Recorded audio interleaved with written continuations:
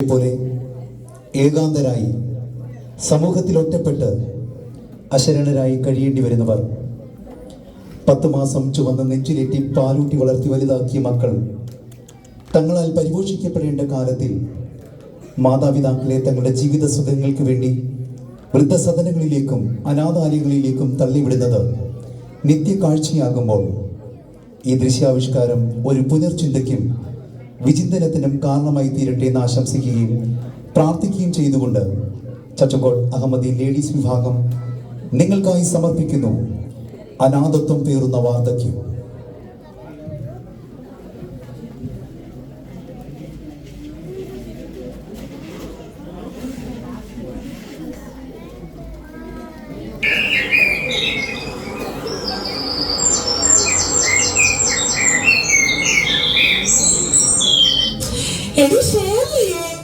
എന്തൊക്കെ വാർത്തയാണ് ഓരോ ദിവസം ഈ പത്രത്തിലൊക്കെ വരുന്നത്? അതെന്താ അമ്മച്ചി, മനുഷ്യനൊന്നും ഒരു സ്നേഹമില്ലല്ലോടി. അതെ അതെ, മനുഷ്യൻ പരസ്പരം തല്ലുന്നു, കൊല്ലുന്നു, ഭാര്യയെന്നോ ഭർത്താവെന്നോ മക്കളെന്നോ ഒരു തിരിച്ചറിവില്ലാത്ത ഒരു കാലം. എന്റെയൊക്കെ കുഞ്ഞുനാളിൽ ഇതൊന്നും കേട്ടുകേൾവി പോലും ഇല്ലാത്ത കാര്യങ്ങളാണ്. എന്റെ ദൈവമേ. എന്റെ അന്നമ്മച്ചി, പണ്ടത്തെ കാലം പോലെ ഒന്നും അല്ല. മനുഷ്യന് പരസ്പരം സ്നേഹമോ കരുതലോ ഒന്നുമില്ല. അമ്മച്ചി വാ, നമുക്ക് കാപ്പി കുടിക്കാം.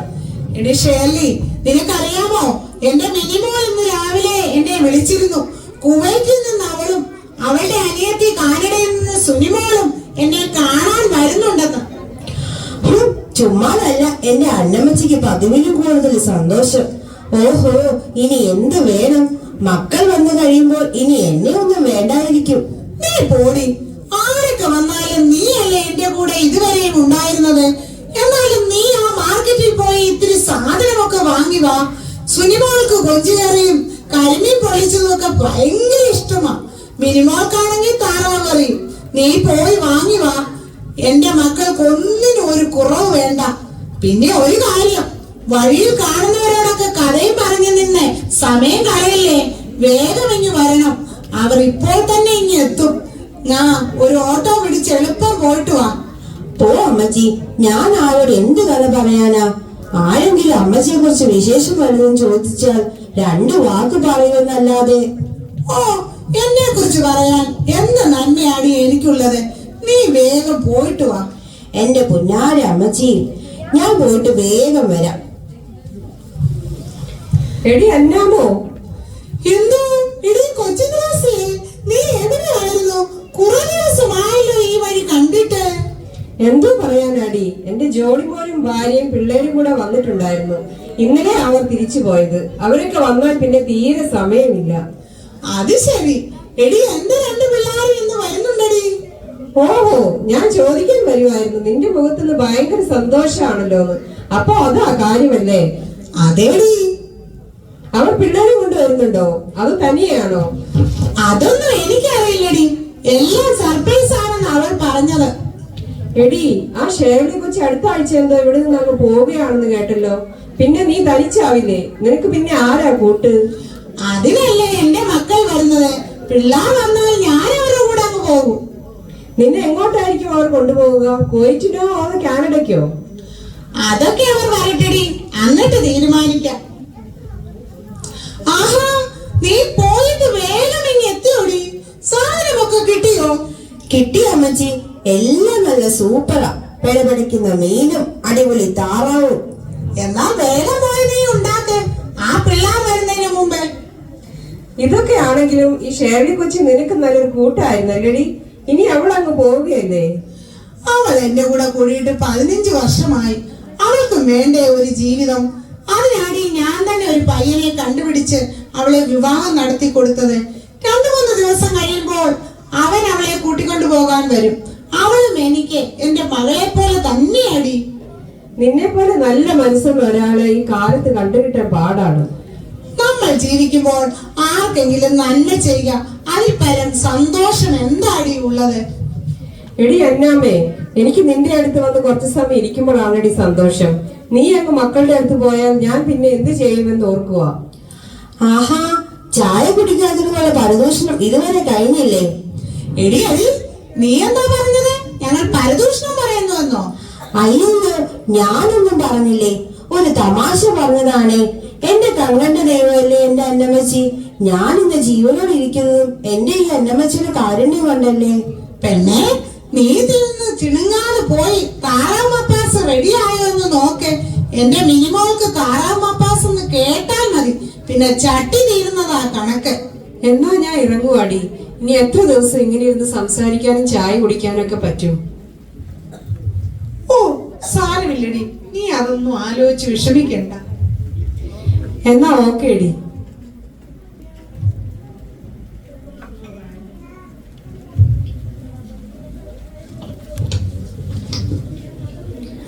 എന്റെ മക്കളെ, നിങ്ങൾ ഇങ്ങ് എത്തിയോ? അതെ അമ്മേ, ഞങ്ങൾ ഇങ്ങ് എത്തി. യാത്രയൊക്കെ സുഖമായിരുന്നോ മക്കളെ?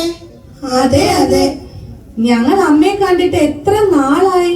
അതല്ലേ ഞങ്ങൾ രണ്ടും കൂടി ഓടി ഇപ്പൊ വന്നത്. നിങ്ങൾ കുഞ്ഞുങ്ങളെ ഒന്നും കൊണ്ടുവന്നില്ലേ മക്കളെ?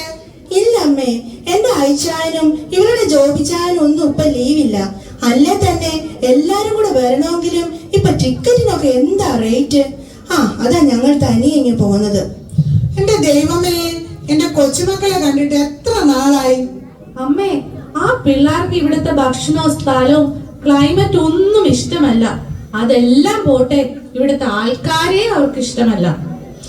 അത് സാരമില്ല മക്കളെ, നമ്മുടെ ഷേർലി കൊച്ച് നാളെ കഴിഞ്ഞ് അങ്ങ് പോവല്ലേ. പിന്നെ ഞാൻ ഇവിടെ തനിയെ ഇരുന്ന് എന്ത് ചെയ്യാനാ? എനിക്കാണേലും ഒരാളുടെ സഹായമില്ലാതെ ഇനി ഒരടി മുമ്പോട്ട് പോകാൻ പറ്റത്തുമില്ല. അപ്പോൾ പിന്നെ ഞാൻ അങ്ങോട്ട് വന്നു കണ്ടോളാം എന്റെ കൊച്ചുമക്കളെ. ശരി അമ്മേ, എന്നാ അമ്മ അകത്ത് പോയി റെസ്റ്റ് എടുക്ക്, ഞങ്ങളൊന്ന് സംസാരിച്ചിരിക്കട്ടെ. എടി സുനി, ഞാൻ അമ്മയെ പെരുതുക്കെ അകത്തോട്ട് പറഞ്ഞു വിട്ടതാ. നിനക്കറിയാമോ അമ്മയുടെ പ്ലാൻ? നമ്മുടെ കൂടെ വന്ന് ജീവിക്കാനാ അമ്മ ഇപ്പൊ പ്ലാൻ ഇട്ടിരിക്കുന്നത്. നിനക്ക് പറ്റുമോ ഈ വയസ്സാങ്കാലത്ത് ഈ പ്രായമായ തള്ളയെ കൊണ്ട് പോയി അവിടെ നിർത്തി നോക്കാൻ? നമുക്ക് നമ്മുടേതായ ഒരു ലൈഫ് സ്റ്റൈൽ ഇല്ലേ, അതൊക്കെ ഈ അമ്മയ്ക്ക് പറ്റുമോ? ചേച്ചി എന്തുവാ ഈ പറയുന്നത്? എനിക്കൊന്നും പറ്റത്തില്ല അമ്മയെ നോക്കാൻ. നമ്മൾ അവിടെ വെച്ച് ഫോണിൽ പറഞ്ഞതല്ലേ ഏതെങ്കിലും സ്ഥലത്ത് അമ്മയെ കൊണ്ടാക്കാമെന്ന്. നീ പറ, എന്ത് പറഞ്ഞാ നമ്മൾ അമ്മയെ ഇവിടുന്ന് കൊണ്ടുപോവുക? അങ്ങോട്ടേക്കൊക്കെ ആണെന്ന് പറഞ്ഞാൽ അമ്മ വരുമോ? ചേച്ചി പറഞ്ഞത് ശരിയാ. സത്യം പറഞ്ഞ അമ്മ വരില്ല. അതുകൊണ്ട് ഒരു ടൂർ പോകാമെന്ന് നമുക്ക് പറഞ്ഞു നോക്കിയാലോ? എന്ന് നാളെ തന്നെ നമുക്ക് കൊണ്ടുപോകാം അമ്മേ. അത് കഴിഞ്ഞ് വേണം നമുക്ക് ഇവിടെയൊക്കെ ഒന്ന് കറങ്ങി ഷോപ്പിംഗ് ഒക്കെ നടത്തി തിരിച്ചു പോകാൻ. ചേച്ചി മിണ്ടാതിരിക്കതേ, അമ്മ വരുന്നു. ആഹാ, നിങ്ങൾ വന്ന് തുണി പോലും മാറാതെ ഇരുന്ന് കാര്യം പറയായിരുന്നോ? വാ മക്കളെ, ഭക്ഷണമൊക്കെ എടുത്തു വച്ചിരിക്കുന്നു. നിങ്ങൾക്ക് ഇഷ്ടമുള്ള ഭക്ഷണം തന്നെ ഷേർലിയോട് പറഞ്ഞ് ഞാൻ ഉണ്ടാക്കി വെച്ചിട്ടുണ്ട്. വിശക്കുന്നില്ലേ മക്കളെ? വാ, വന്ന് ആഹാരം കഴിക്ക്. ഞങ്ങൾ വരികയമ്മേ. എടി ഷേർലി, നീ ഇന്ന് തന്നെ നിന്റെ ജോലിയൊക്കെ നിർത്തി പൊക്കോ. ഞങ്ങൾ അമ്മച്ചിയും കൊണ്ട് നാളെ ഒരു ടൂർ പോവാം.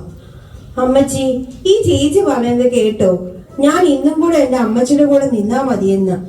നാളെ എന്റെ ഇച്ചാൻ എന്നെ കൂട്ടിക്കൊണ്ട് പോകാൻ വരും. അമ്മച്ചി ഒന്ന് പറ, ഞാൻ നാളെ പൊക്കോളാമെന്ന്. അത് മതി കൊച്ചേ, അവൻ അങ്ങനെയൊക്കെ പറയും. നീ വിഷമിക്കാതെ, ഞങ്ങൾ ഇറങ്ങുമ്പോൾ നീയും അങ്ങ് ഇറങ്ങിക്കോ. വാ, വല്ലതും വന്ന് കഴിക്കേ.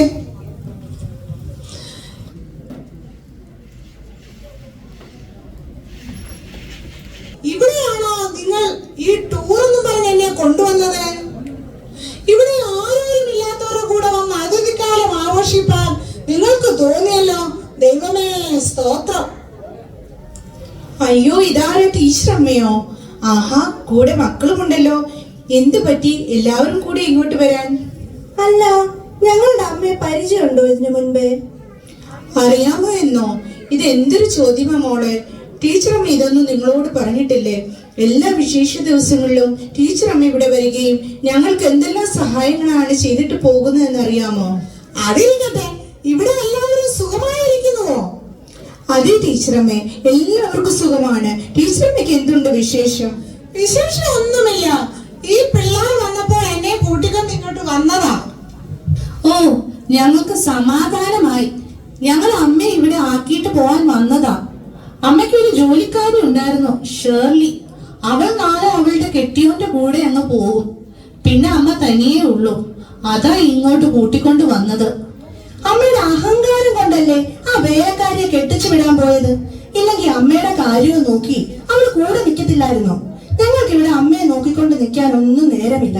അതുമല്ല, ഈ അമ്മ ഞങ്ങളുടെ സ്റ്റാറ്റസിനൊന്നും പറ്റത്തില്ല. എഴുന്നേക്കടി രണ്ടും. നിനക്കൊക്കെ ആരുണ്ടാക്കി തന്നതാടി ഈ സ്റ്റാറ്റസ് ഒക്കെ? തന്തയാര് തള്ളയാരെന്നറിയാത്ത രണ്ടെണ്ണം. അയ്യോ മാഡം, അങ്ങനെയൊന്നും പറയല്ലേ. ടീച്ചറുമൊന്നും മിണ്ടാതിരുന്നേ. ഇവിടുമാരെ അങ്ങനെ വിട്ടാ പറ്റില്ലല്ലോ.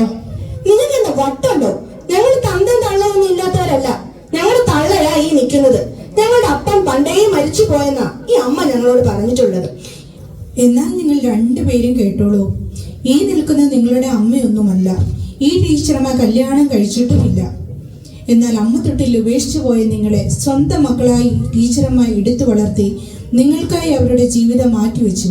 ഇപ്പോൾ അവർ നിങ്ങൾക്കൊരു ഭാരമായല്ലേ?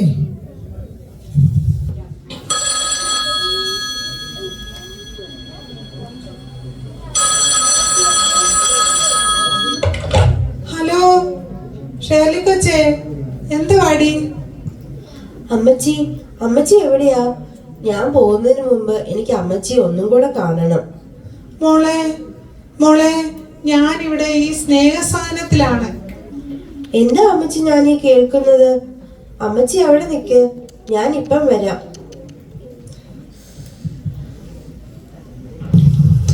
ഇത്രയും നാളായിട്ടും അമ്മ ഇതൊന്നും ഞങ്ങളോട് പറഞ്ഞില്ലല്ലോ. അമ്മ ഞങ്ങളോട് ക്ഷമിക്കണം, ഞങ്ങളുടെ കൂടെ വരണം. ഇനി ഞങ്ങൾ അമ്മയെ ഉപേക്ഷിക്കുകയില്ല. സാരമില്ല മക്കളെ, ഇതൊക്കെ ഇപ്പോൾ ലോകത്ത് നടക്കുന്ന കാര്യങ്ങളല്ലേ. അമ്മയും അപ്പനും പ്രായമാകുമ്പോൾ അവരെ ആർക്കും വേണ്ട. മാതാപിതാക്കൾ ഒരു ഭാരമായി മാറിയിരിക്കുന്നു. ടീച്ചറമ്മ നിങ്ങളോട് കൂടെ വരുന്നില്ല. ഇവിടെ നിന്നോട്ടെ, ഞങ്ങൾ പൊന്നുപോലെ നോക്കിക്കോളാം. അമ്മച്ചിയെ ഞാൻ കൊണ്ടുപോയിക്കോളാം.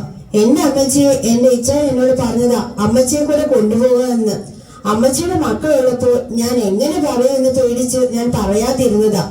ഇനി അമ്മച്ചി എവിടെയും പോകണ്ട, എന്റെ കൂടെ വന്നാൽ മതി. ശരി മോളെ, ഞാൻ നിന്റെ കൂടെ വരാം. നിനക്കൊരു ഭാരമായി എന്ന് തോന്നുമ്പോൾ എന്നെ ഇവിടെ കൊണ്ടുവന്ന് വിട്ടാൽ മതി. അമ്മേ പോകല്ലേ, ഞങ്ങളുടെ കൂടെ വന്നാ മതി.